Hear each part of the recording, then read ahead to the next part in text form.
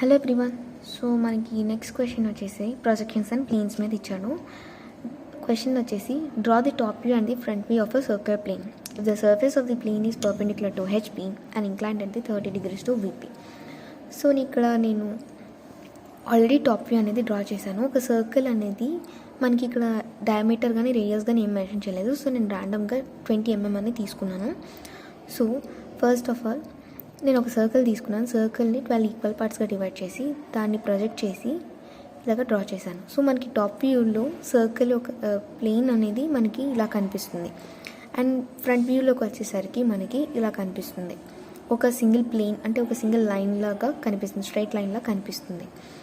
So ఇక్కడ front view అనేది ఇలా వస్తుంది, టాప్ వ్యూ అనేది ఇలా వస్తుంది. సో ఇన్ కేస్ ఈ ప్లేన్ అనేది మనకి హెచ్పి ప్లేన్కి పర్పెండిక్యులర్గా ఉంటే ఎలా ఉంటుంది, అండ్ ఇదే ప్లేన్ మనకి 30 degrees యాంగిల్లో ఉంటే ఎలా ఉంటుంది. సో ఇప్పుడు ఫస్ట్ ఆఫ్ ఆల్ నేను ఆల్రెడీ మనం ఒక కండిషన్ అనేది సాల్వ్ చేస్తాను. సో ఇప్పుడు సెకండ్ వచ్చేసి ఈ ప్లేన్ అనేది మనకి 30 degrees ఇంక్లైనేషన్ టు వీపీ ప్లేన్కి 30 degrees ఇంక్లైనేషన్తో ఉంటే మనకి ఈ సర్కిల్ ప్లేన్ అనేది ఎలా ప్రొజెక్ట్ అవుతుంది అనేది డ్రా చేసి చూపించమన్నాడు. సో ఫస్ట్ ఆఫ్ ఆల్ ఈ ప్లేన్ మీద ఒక పాయింట్ దగ్గర 30 degrees యాంగిల్ డ్రా చేసుకొని అప్పుడు ఈ యాంగిల్ నుంచి మనకి ప్రొజెక్షన్స్ అనేవి డ్రా చేయాలన్నమాట. సో ఇప్పుడు ఈ ప్లేన్ అనేది తీసుకొచ్చి 30 degrees యాంగిల్లో నేను ఇక్కడ ప్లేస్ చేశాను. సో ఇప్పుడు ఈ ప్లేన్ అనేది నేను కంపాస్ని యూజ్ చేసుకొని ఇక్కడ ప్లేస్ చేసి ఆర్క్స్ కూడా డ్రా చేశాను. సో ఇప్పుడు ఈ పాయింట్స్ అన్నిటిని జాయిన్ చేసి ఈ ప్లేన్గా కన్వర్ట్ చేసి ఈ ఏదైతే పాయింట్స్ ఉన్నాయో పాయింట్స్ నుంచి ఈ ప్లేన్కి సర్క్యులర్ ప్లేన్కి మనం ప్యారలల్గా డ్రా చేయాలి.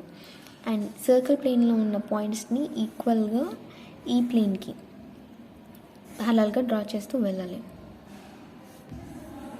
సో ఇప్పుడు ప్యారలల్గా లైన్స్ అనేవి డ్రా చేసుకున్నాం కదా. సో ఇప్పుడు ఈ డాట్స్ మనం డ్రా చేసుకున్న తర్వాత కరస్పాండింగ్ పాయింట్స్ నుంచి మనం ఇప్పుడు ప్లాటింగ్ అనేది చేసుకోవాలి.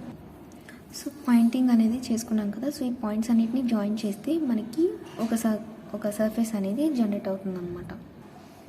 సో డయాగ్రామ్ అనేది ఇలా వస్తుందన్నమాట లాస్ట్ ఫైనల్. సో ఈ క్వశ్చన్కి ఫైనల్ ఆన్సర్ అనేది ఇలా వస్తుంది. అండ్ వన్ థింగ్ అబ్జర్వ్ చేయాల్సిన థింగ్ ఏంటంటే మనకి ఎగ్జాక్ట్గా ఇక్కడ మనం ఏదైతే సర్కంఫరెన్స్ సర్కిల్ ప్లేన్ అనేది తీసుకున్నామో ఎగ్జాక్ట్ ఆన్సర్ అయితే రాదు. ఎందుకంటే మనకి ఇది ప్లేన్ అనేది స్ట్రైట్గా 180 degreesలో ఉంది కాబట్టి మనకి ఎగ్జాక్ట్ పర్పెండిక్యులర్గా ఉంది కాబట్టి మనకి ఈ సర్ఫేస్ అనేది ఇలాగ వచ్చింది. సో ఇక్కడ ప్లేన్ అనేది పర్పెండిక్యులర్గా లేదు. సో అందుకని మనకి డయాగ్రామ్ అనేది ఎగ్జాక్ట్గా రాదు. వస్తే ఓవల్ షేప్లో కానీ వస్తుందన్నమాట. అంతే. Thank you.